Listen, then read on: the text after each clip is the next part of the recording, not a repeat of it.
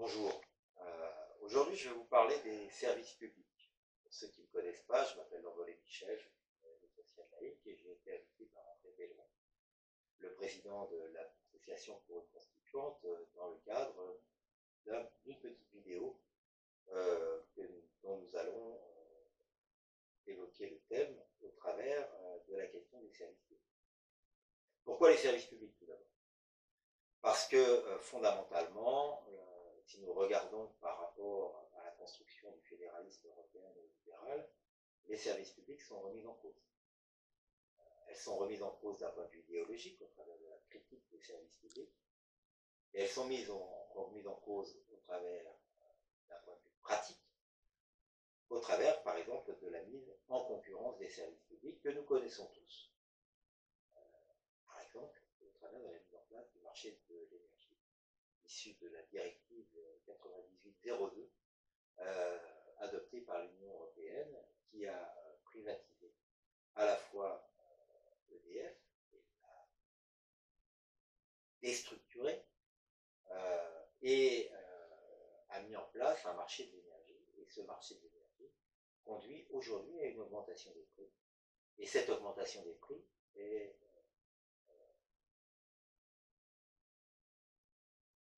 aujourd'hui la conséquence non seulement de la mise en place d'une bourse de l'énergie, mais en plus d'une politique qui vise à favoriser la bourse de l'énergie.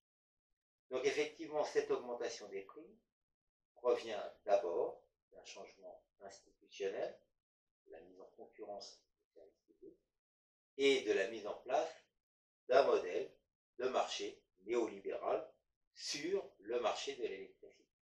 Il n'y a plus de rapport aujourd'hui entre le coût de production de l'uranium et le prix de l'électricité vendue en France.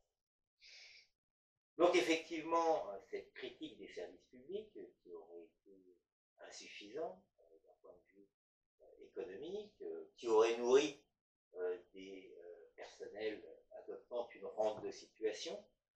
Je vais parler par exemple des personnels d'EDF qui ont aujourd'hui en partie perdu leur statut, ne tient pas debout, puisqu'à l'époque, même si EDF et le statut des agents d'EDF étaient avantageux par rapport à la dégradation des conditions de travail dans les marchés privés et dans le secteur privé, et bien à un moment donné permettait de trouver des prix de l'énergie et de l'électricité qui soient compétitifs.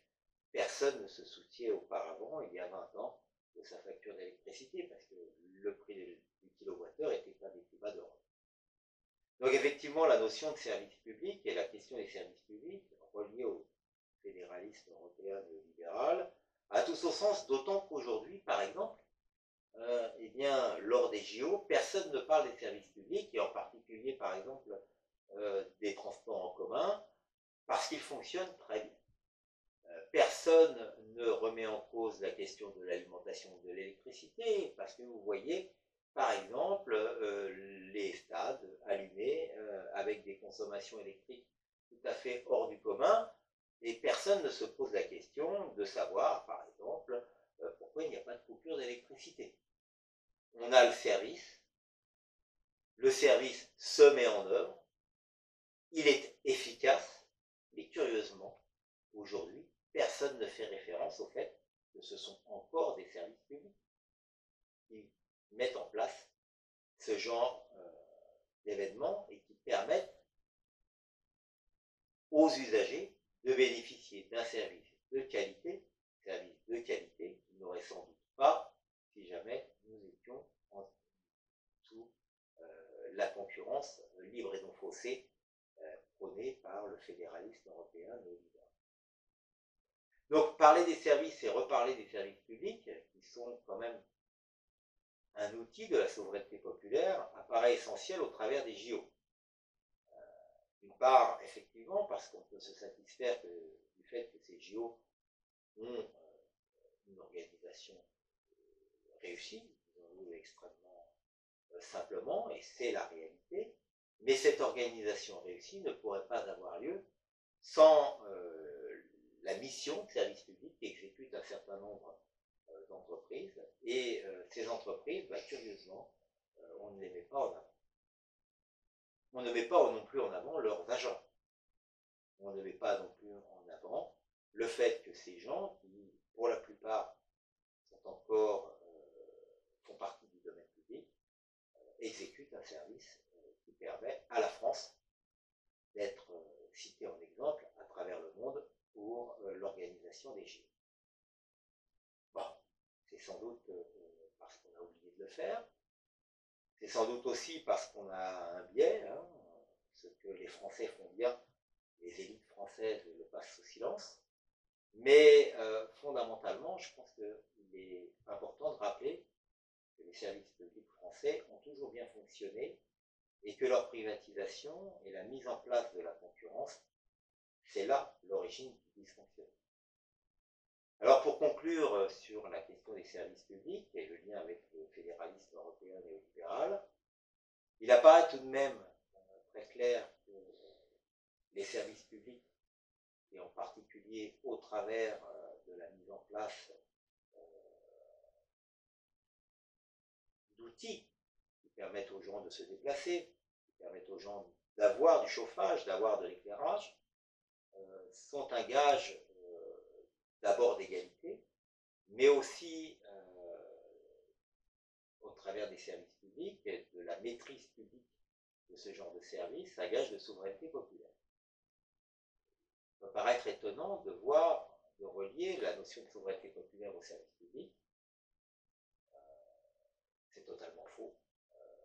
Les services publics ne pourraient pas exister sans la notion de souveraineté populaire, puisque l'objectif des services publics, c'est d'abord de rendre un service aux citoyens, pas aux consommateurs, pas aux clients.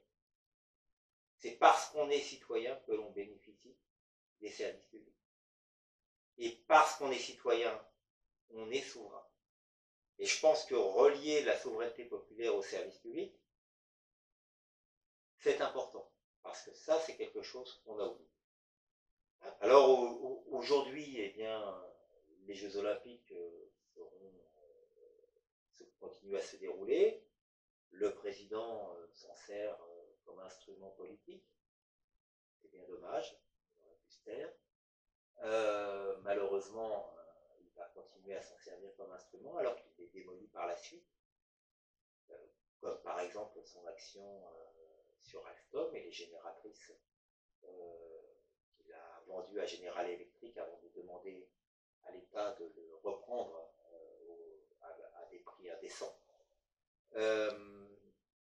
Effectivement, aujourd'hui, on pourrait se poser légitimement la question de savoir si, plutôt que de critiquer les services publics, au travers des Jeux Olympiques, il ne s'agirait pas de retrouver tout leur rôle dans le cadre de la réinstitutionnalisation de la République et de la souveraineté populaire.